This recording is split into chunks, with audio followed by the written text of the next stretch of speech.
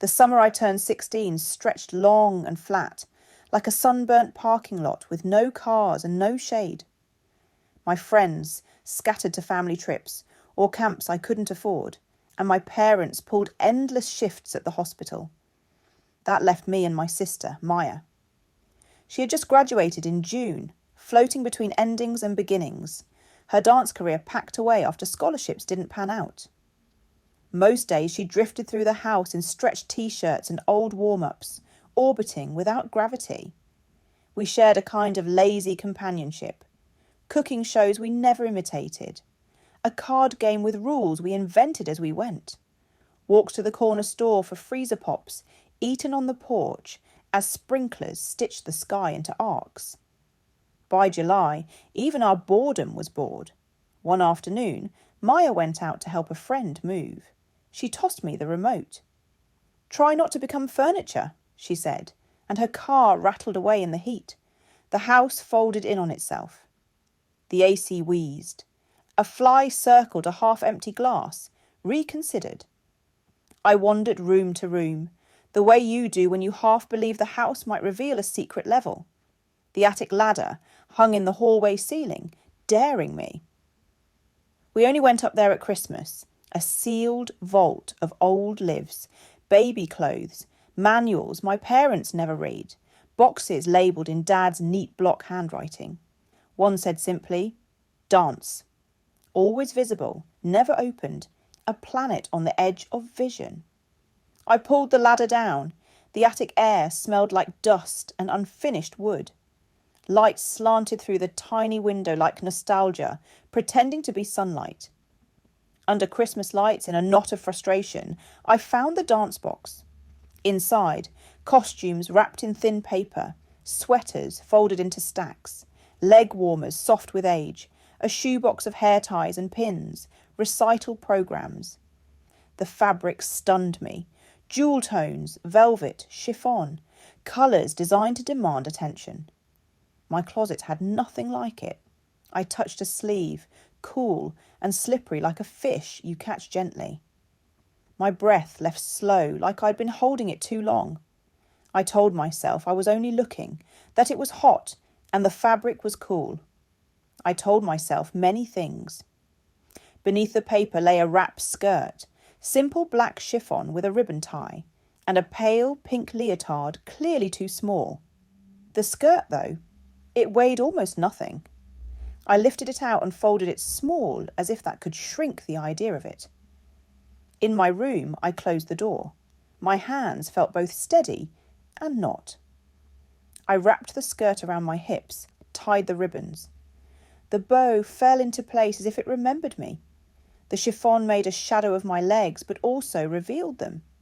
A draught from the vent stirred the hem, and it answered, whisper soft. My shoulders lowered a fraction. The shoebox offered clips and elastics, bobby pins, a ribbon as bright as birthday cake icing. I clipped back some hair, uneven, pretending to choose how it fell. I tried more things. A warm-up sweater over a tank top, leg warmers slouched, a sequined jacket meant for stage lights. I laid each piece carefully on my bedspread, colours blooming like a secret garden. There was makeup too, a cracked compact with glitter eyeshadow nearly gone. I brushed a little on, laughed at myself, sparkling, then stopped laughing because the mirror was suddenly too serious. My reflection looked back with concentration, and my throat tightened. I turned slightly. The skirt moved with me, like a partner in on the joke. Time disappeared. Then the front door clicked open. Footsteps. Maya's voice calling casual observations about a sofa. My stomach sparked static. I fumbled at the knot. My fingers, miracle workers for tangled cords, couldn't undo one ribbon. A knock.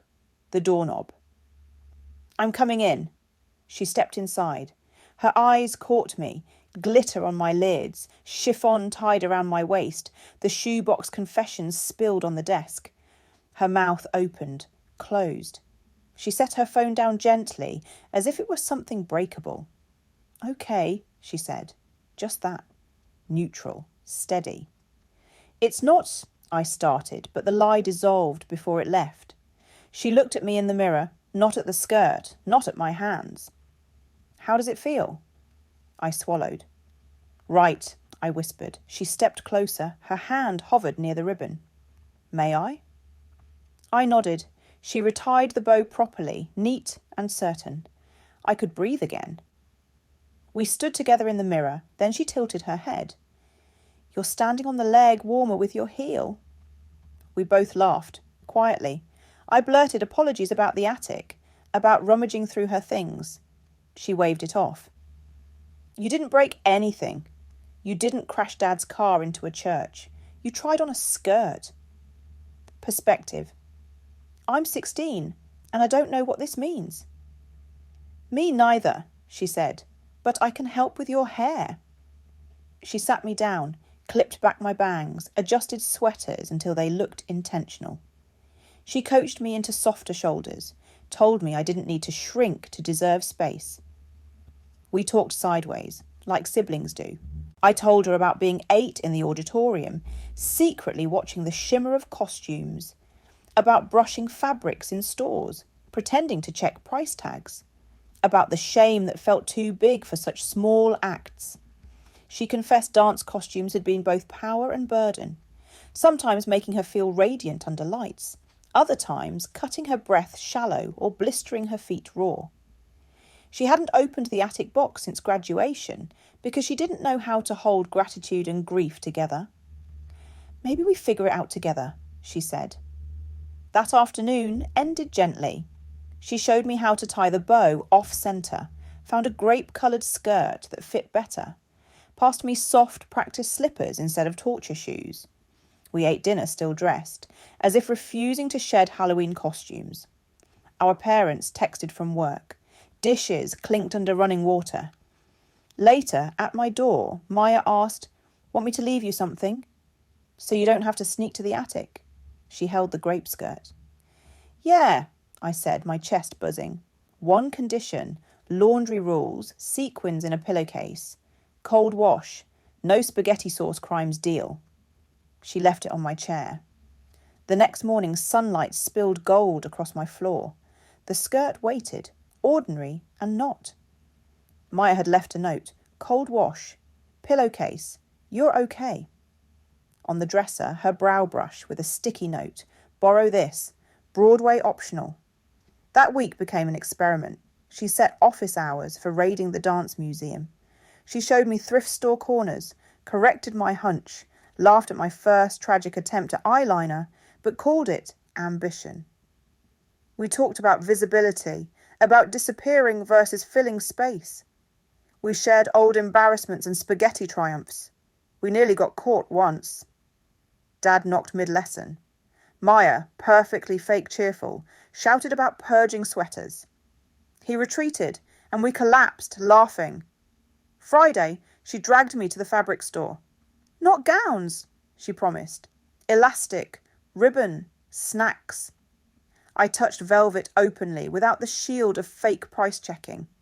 She bought ribbon to match the grape skirt and a pack of tissues. "For makeup wipes," she said, "and for tears if you need them." School loomed, but under the ordinary I had a skirt on my chair, a brush on my dresser, a ribbon knot in my hands. It felt like a new language I'd always wanted to try. Soft vowels, careful consonants. One afternoon, I came home to a small box. A brand new black wrap skirt, not from the attic. A note, "Yours, Club of 2 perks, P.S. cold wash, pillowcase. You're still okay." I pressed it to my face, tied it around my waist. It fit like a friend who already knows your stories. That night, Maya handed me a shoebox, a mirror, a small palette, a lip tint so safe it was basically invisible. Training wheels.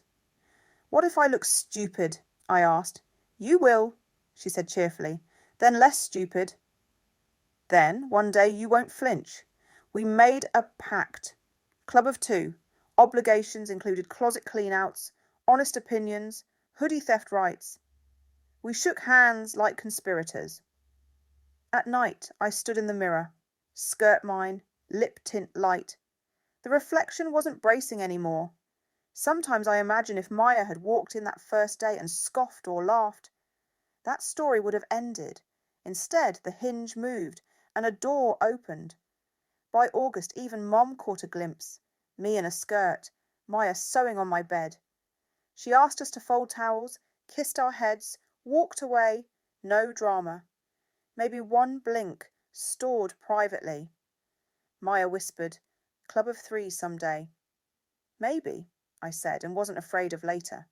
On the last night before school, I chose jeans, a button down that didn't fight me, a bracelet like a secret ribbon. In my backpack, brush, lip tint, tissue, not emergencies, normal. Maya straightened my collar. "You look like you," she said. When the bus doors opened, I climbed on.